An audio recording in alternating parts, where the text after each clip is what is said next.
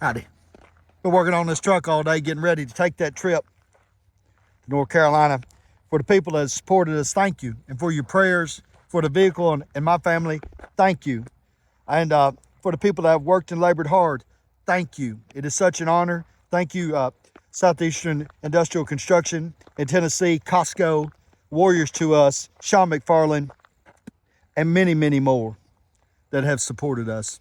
I remember, now listen, I want you to understand, when I was a child, I was bullied by a boy named Jody, right? And Jody would whoop me, and back in them days, you could whoop one another, right? Wasn't no big deal. And I would come home, and my mama would look at me, and then one day, without me knowing, my mama went to see the principal, who was Ron Holt at that time. He smoked a pipe. You could walk down the hallway and smell his pipe, right? And she went and told Ron Holt that she was going to go home and tell me that the next time Jody jumped on me, to pick up a rock and beat his brains out. And that's what she told the principal without me knowing. And then she come home and she announced to me that that was exactly what I was going to do. If Jody jumped on me, to pick up a rock and beat his brains out. Or I wouldn't be her son. And so I went to school with anxiety and anticipation. I was overwhelmed with fear, right? And then that moment happened. And I remember the first time that God gave me courage. Yeah, I was scared, but I got me a rock. And he didn't bully me no more. Right now across America, in North Carolina and Tennessee and Georgia, and soon to be Florida, there is people that are overwhelmed. Some of them are looking at their homes that are no longer there.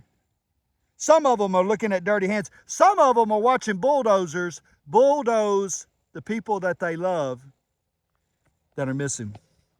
Right?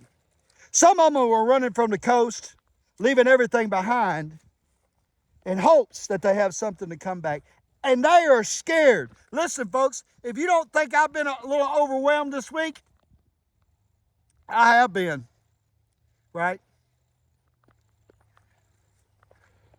But the American that is a little overwhelmed has yet to ever be defeated. See, we were scared when we went to World War II, wasn't we? And to Vietnam and other places. When people were crying against the atrocities of life, natural disasters, other storms, famine, communist rule. No, the American was scared and anxious and a little overwhelmed. But then they got pissed off, right? And in entered the courage. I want you to understand that there will be no storm, no earthquake, no hurricane, no pandemic, no communist rule, no tyranny in government. No. All those things have time to come to an end. But the one fucking thing that will never end is the American courage. Excuse me.